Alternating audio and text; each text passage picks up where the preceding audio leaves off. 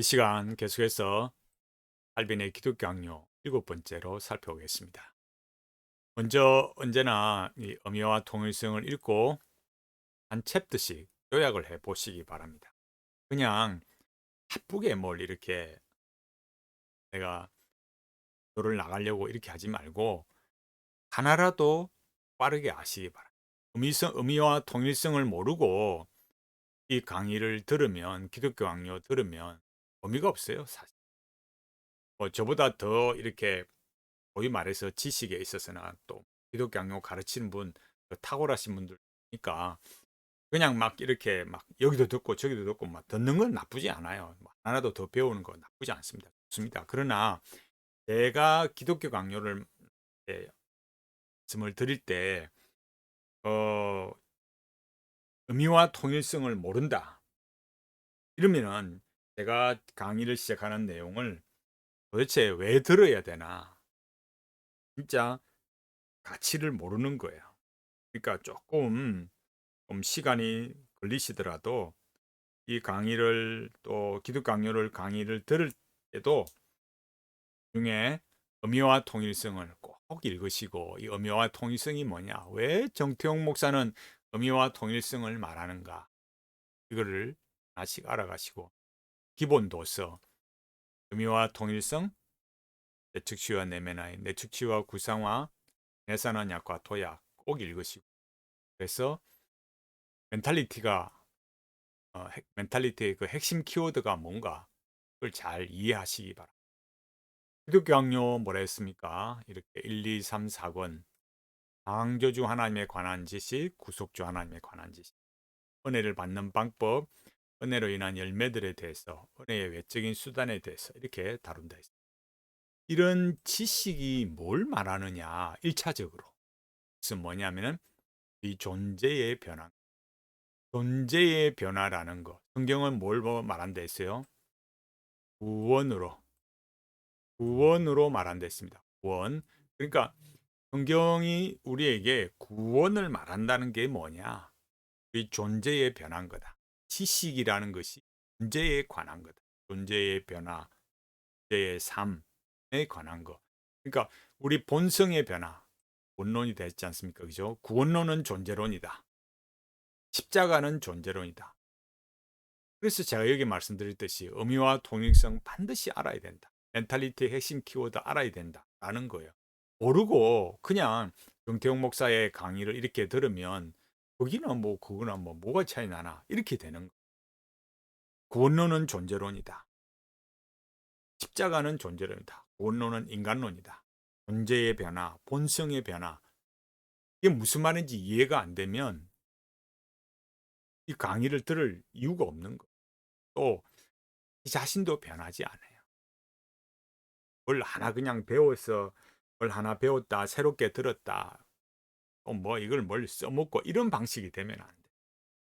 내가 강의를 해보지만 정말 이런 뭐랄까 그 자기 삶을 이렇게 말씀을 통해서 변화로 가야 되겠다. 그 사람은 참 쉽지 않더라고. 자, 여기 존재의 변화. 그럼 그 존재의 변화가 어떻게 가능하냐? 성경은 뭐라 그래요? 오직 하나님의 은혜로 가능. 이게 어떻게 나타납니까? 주님의 역사하심으로 거듭나게 하심.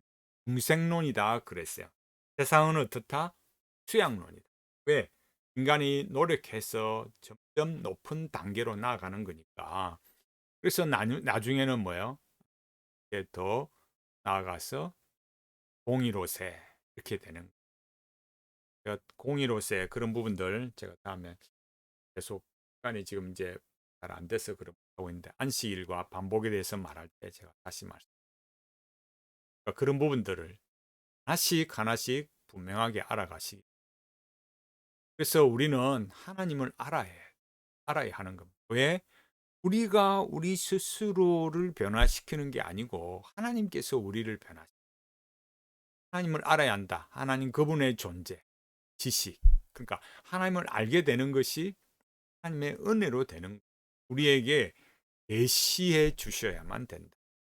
그걸 알아먹는 건 뭐예요? 이 힘으로 되는 자유의지로 되는 게 아니다라는 거.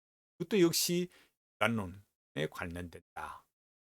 하나님을 알고 우리를 알아야 됩니다.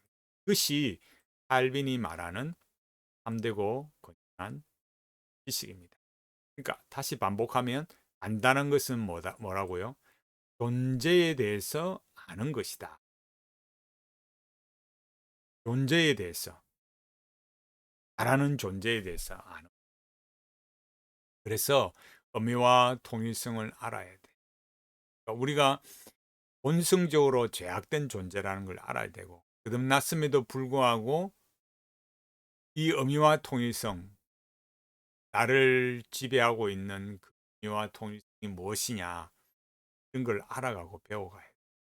지식이라는 게 그저 뭘 안다, 모른다, 이런 정도가 아니고, 앞서 말했듯이 뭐예요? 이 존재의 변화. 때로는 이 존재의 변화. 두 번째는 뭐예요? 두 번째는 그래서 삶으로 어떻게 살아내나. 이게 분명해져야 되는 겁니다. 그렇다고 내가 완전해지는 것이 아니고 알아야 싸워가고 변화되는 거예요. 그렇지 않으면 안 돼요. 그래서 우리가 뭘 지식을 알아간다, 한때 체계화되고 조직화되어야 됩니다. 그래서 하나를 딱 말하면은 예를 들어서 핵심 멘탈리티 핵심 키워드 이런 걸 하나를 딱 말하면 다음 과정으로 탁탁탁 연결이 되고 이해가 돼야 돼요. 그런 지식을 알아가는 과정에는 반복이 있어요. 반복적으로 사용하는 단어, 또 그런 내용들이 있는 거죠. 그러면 그 반복이 무엇을 만들어내고 있는가 이런 걸 잘 봐요. 이게 사람마다 다 소위 말해서 특징이 있단 말이에요. 이런 사람, 이런 목사님, 또 저런 교수님 각자가 다 특징이 있는 거예요. 근데 그 특징이 어떤 계속적인 반복을 만들어내거든요. 그 반복이 어떻게 내 머릿속에 내 마인드를 형성하고 체계화되고 조직화되느냐. 이게 중요한 거예요. 우리는 이제 그럼 삶을 말할 때는 또 존재와 삶을 말할 때 현대 신학이나 또 사회, 정치에 매몰되어서는 안 됩니다. 제가 정치하지 말라거나 이런 게 아니라 그런데 매몰되어서는 안 되는 그런 이런 소위 말해서 그렇게 매몰되도록 죽이는 사람들이 있잖아요. 그런 사람들이 말하는 하나님은 뭐냐?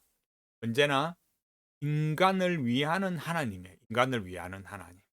그러니까 현대 신학이나 이런 그 현대 정치에 막 빠져서 그런 사람들 잘 보면 그들에게 종교는 뭐냐 할 때 사회가 새로운 대안으로 만들어낸 그런 종교이고 그럼 그 종교를 유지하는 신을 말하고 그래서 그런 하나의 종교 체계가 그 효력을 상실하면 그러니까 더 이상 우리 사회와 그런 종교가 더 이상 어떤 역동적이지 못하고 사람들에게 소망을 주지 못한다.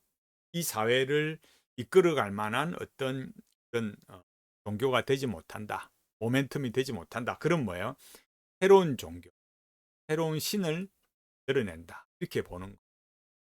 교회 안에는 신학에서는 그런 것들이 어떻게 됐느냐 보면은 여기 말하듯이 성경 비평학이나 문서설 이런 데서 말하는 이런 게 들어와 가지고 그런 데서 말하는 하나님 그런 기독교 이런 건 뭐냐면 나론적 개념에 있어서의 하나님이야. 근래 나온 책 중에 좀 이미지가 제가 확대가 좀 커져 버렸는데 최근에 앵크 바이블 창세기가 나왔어요. 여기에 저자가 E.A. 스파이저예요. E.A. 스파이저인데 여기 이제 주로 학력을 보면 펜실바니아 베니아 대학에 했고 PhD인데 구약학, 건동학 교수, M학에 공부 많이 했죠, 그죠? 또 아메리칸 오리엔탈 소사이어티 회장, 히브루 유니온 칼리지 명예학 박사, 메소포타미아 오리진, 오리엔탈 앤 비블리컬 스타디즈. 뭐좀 그래도 꽤나 좀 공부를 하신 분이에요. 근데 여기에 이제 그 추천서를 쓰신 분이 있어요. 줄여볼까요? 다 나오니까. 그리고 이렇게 말했어요. 여기 이제 번역 번역한 사람 백주 교수 나오는데 여기 추천서를 쓴 사람이 도영건 박사, 또 천사무엘 박사예요. 도영건 박사는 서울신학대학교 구약학 교수, 천사무엘 박사는 한남대 구약학. 이런 분들 실제로 만나서 이야기를 들어보면요, 정말 놀랍니다. 그렇게 배우면 기독교 맞나 싶을 정도라니까요. 그러니까 이 사람들이 말하는 거, 여기에 이제 이렇게 여기 우리가 주의 깊게 이렇게 딱 봐야 되는 거. 이게 뭐냐? 역사 비평적 방법으로 해석하여 주석하고 있다는 게 특징이다. 비평적 방법. 또 여기 뭐라고 했습니까? 양식 비평. 여기도 말했지. 성경 고고학, 역사 비평 방법, 양식 비평, 분성사 비평, 고고학과 관련시키고 이런 소위 근본주의적 성경 고고학자가 아니다. 이게 말하는 거 얼마나 신랄하게 이렇게 참 비판적으로 이렇게 근본주의적 성경 고고학자가 아니다. 그럼 뭐냐? 이런 양식 비평, 전승사 비평, 역사 비평 이런 쪽으로 이제 공부한 사람이 뭐냐? 말하는 사람이 E.A. 스파이저예요. 뭘 말하는데도 창세기를 말하는데도 그런 관점을 가지고 있다. 이 우택주 교수가 번역한 사람 뭐라고 하느냐면은 이 스파이저가 창세기를 주석할 때 문서 가설을 따랐다 이렇게 말해요. 문서 가설이 뭐라냐? 문서 가설이라는 게 뭐냐면은 모세오경이 모세 한 사람이 쓴 게 아니다. 서로 다른 네 개의 원천 문서 JEDP 문서가 부대의 편집자들에 의해서 합쳐져서 내 모습이 되었다. 이런 거예요. 그럼 이렇게 말하면 이게 이제 잘못됐다는 거는 이제 역사적으로 우리가 다 증명이 되어 왔지만 이제 이렇게 되면 이게 뭐가 문제되냐 하면은 여기 이제 이 하이저의 글에서 제가 여기 보여드렸던 이 책에서 그게 잘 나오고 있어요. 이게 무슨 말이냐면은 스파이즈가 뭐라 그러냐면은 모세오경은 집단이 쓴 작품이다. 그 집단이란 게 뭐예요? JEDP 이런 사람이 썼다 이거예요. 이게 뭘 의미하느냐? 스파이즈가 다음과 같이 말했어요. 한번 보시면은 성경 과정의 역사는 궁극적으로 유일신론의 이상이 점차로 진화하는 이야기다. 진화론적이다 이거예요. 그럼 뭐냐? 그러니까 다신론, 고대 근동의 여러 다신론이 유일신 사상으로 진화했다 이거예요. 그게 성경의 과정이다 이거. 그러한 이상은 처음에 언뜻 경험되었고 하나의 사회가 지배적 신념에 대항하여 의연히 추구했다. 그러니까 그 사회에 그런 다신론적인 어떤 그 지배적 신념이 있었는데 거기에 대해서 대항해서 소위 말해서 저항해서 나타났다 이거죠. 그래서 그렇게 탐구하는 중에 보편적으로 타당성을 지닌 어떤 진리가 등장하고 점차 인지되고 수용되었다. 제가 앞서 말했잖아요. 그러니까 이전의 다신론은 어떠냐? 신론이 그 시대 속에는 적절했지만 이제 사회가 바뀌어가면서 다신론으로서는 안 되고 유신론적인 신론이라야 가능했다라는 거예요. 발전되었다. 그래서 여기 보면은 성경은 그러한 탐구의 과정의 포괄적 기록으로서 지속적 호소력을 지니게 된 것이다. 말을 이렇게 뭐 뱅뱅 돌리는 것 같지만 제가 지금 무슨 말하는지 아실 겁니다. 그죠?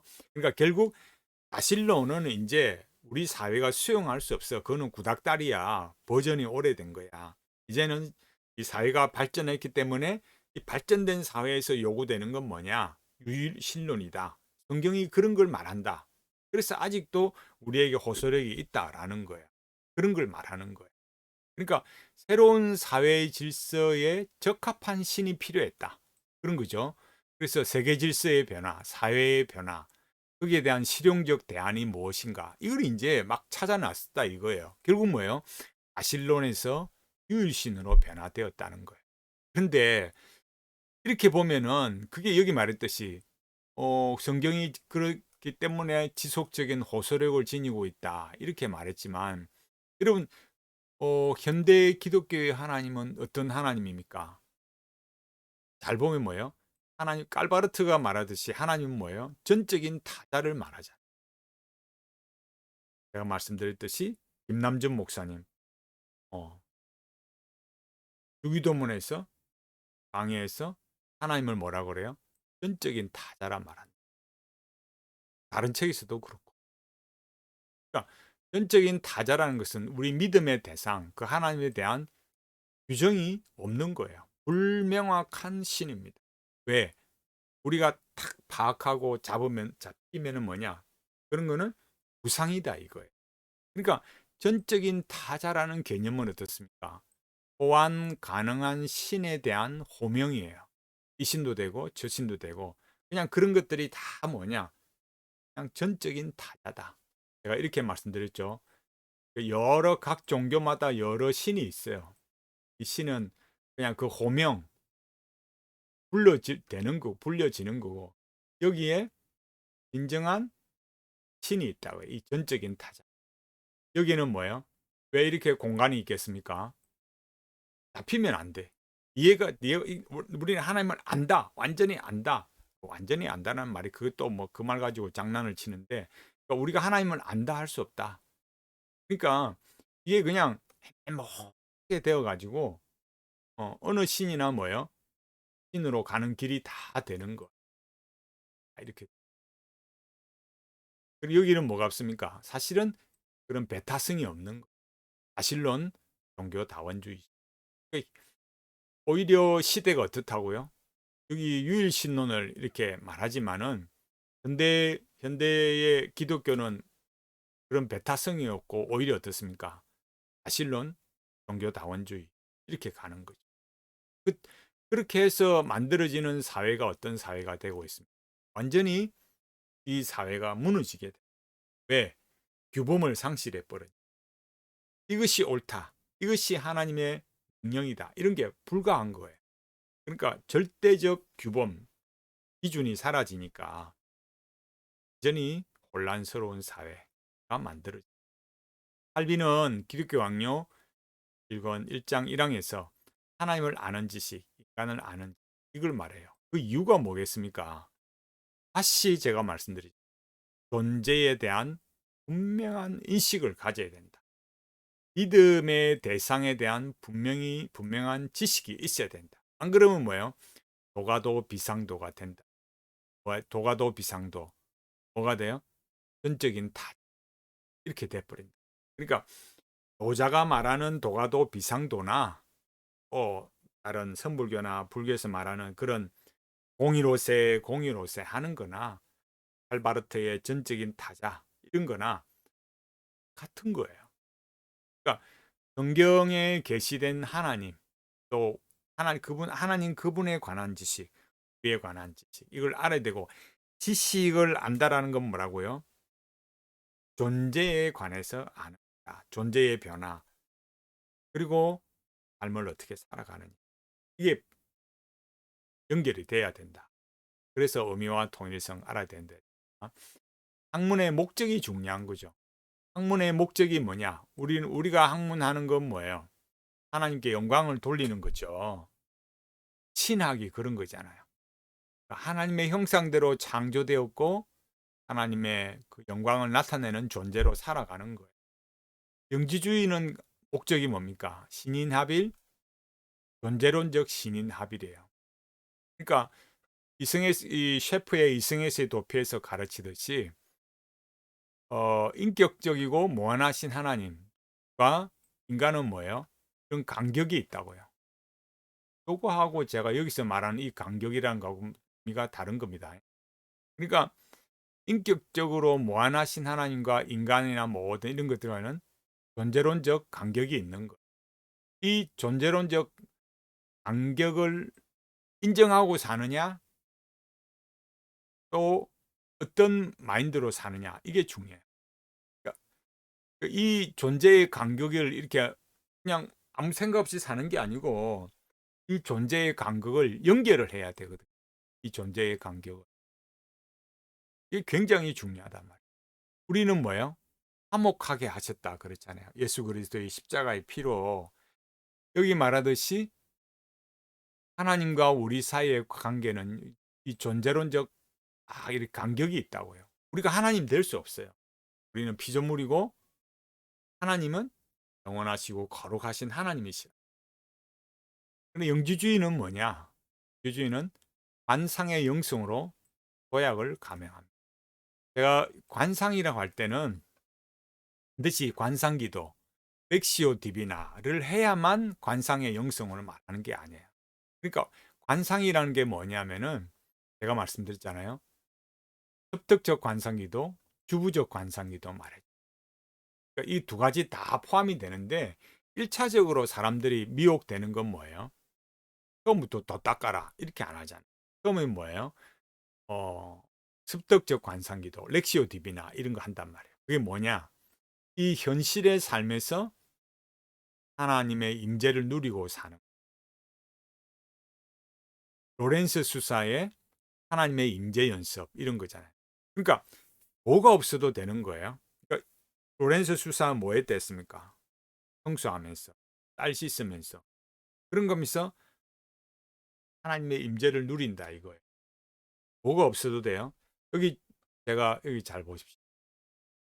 하나 이게 기독교 신앙이 탁월한가? 여기 뭐라 했어요? 지식을 알고 그죠? 여기 뭐예요? 은혜를 받는 방법, 은혜로 인한 열매, 은혜의 외적인 수단 이 필요한 거예요. 우리에게는. 그러니까 하나님을 알고 우리 자신을 알고 우리 자신의 존재의 변화와 삶을 살아내는 것. 그게 하나님의 은혜, 그 은혜의 수단이 뭐냐? 이런 걸 배워가야 되는 거예요. 근데 이런 영지주의 이렇게 하면 어떻게 되는 거예요? 이게 완전히 달라진다고. 그러니까 이 지상 세계, 이 지상 세계를 어떻게 이해하느냐? 이렇게 별로서 이렇게 표현됐지만 이렇게 여기에 마치 이렇게 발산되고 있잖아요. 그 바깥에나 안에나 뭐냐면은 진성이 막 이렇게 뿜어져 나오고 쏟아져 오는 거예요. 여기 이 한계를 여기 보세요. 사람이 이 지구 바깥으로 고개를 내밀고 손을 막 흔들고 있잖아요. 발구하는 거죠. 하나는 밑